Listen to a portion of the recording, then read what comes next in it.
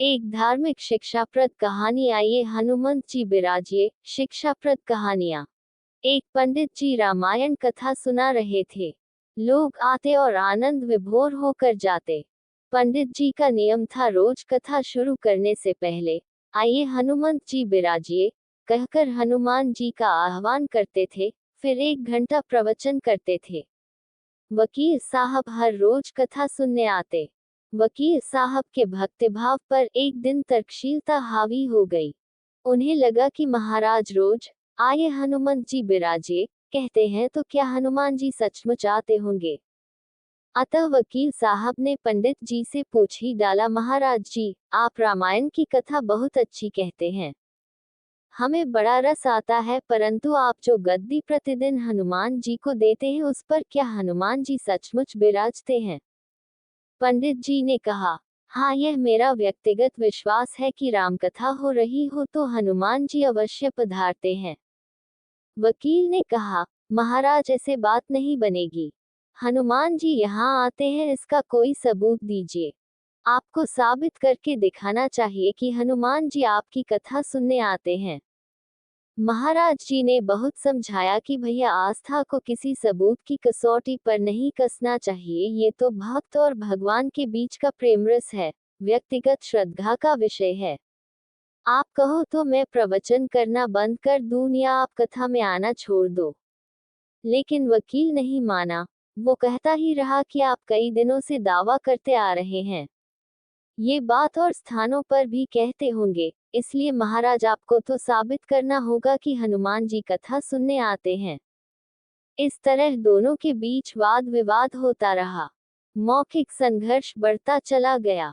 हारकर पंडित जी महाराज ने कहा, हनुमान जी है या नहीं उसका सबूत कल दिलाऊंगा। कल कथा शुरू हो तब प्रयोग करूंगा। जिस गद्दी पर मैं हनुमान जी को विराजित होने को कहता हूँ, आप उस गद्दी को आज अपने घर ले जाना। कल अपने साथ उस गद्दी को लेकर आना और फिर मैं कल गद्दी यहाँ रखूंगा। मैं कथा से पहले हनुमान जी को बुलाऊंगा, फिर आप गद्दी ऊंची उठाना। यदि आपने गद्दी ऊंची कर दी तो समझना कि हनुमान जी नहीं है। वकील इस कसौटी के लिए तैयार हो गया। पंडित जी ने कहा, हम दोनों में से जो पराजित होगा वह क्या करेगा, इसका निर्णय भी कर लें। ये तो सत्य की परीक्षा है।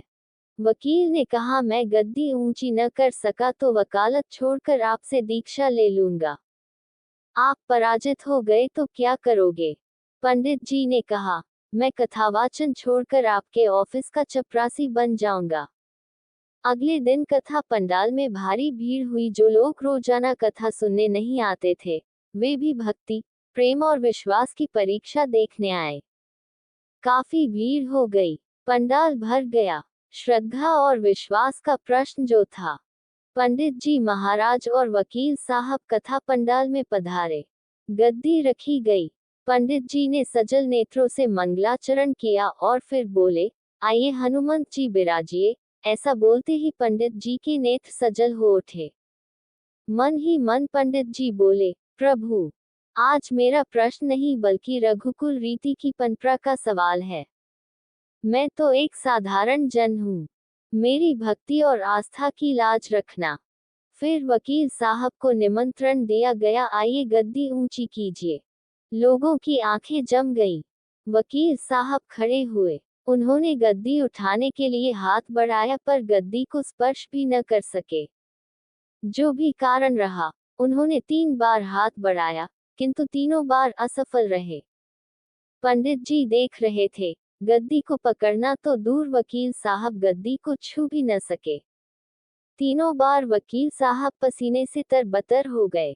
वकील साहब पंडित जी महाराज के चरणों में गिर पड़े और बोले, महाराज, गद्दी उठाना तो दूर, मुझे नहीं मालूम कि क्यों मेरा हाथ भी गद्दी तक नहीं पहुंच पा रहा है।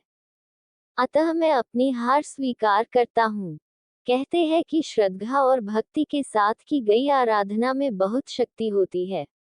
मानो तो देव नहीं तो पत्थर। प्रभु की मूर्ति तो पाषाण की ही होती है, लेकिन भक्त के भाव से उसमें प्राण प्रतिष्ठा होती है तो प्रभु विराजते हैं। श्री राम जी की जय। हे नाथ, हे मेरे नाथ, आप कृपा के सागर है। फोल्डेड हैंड्स जय बजरंग बली की।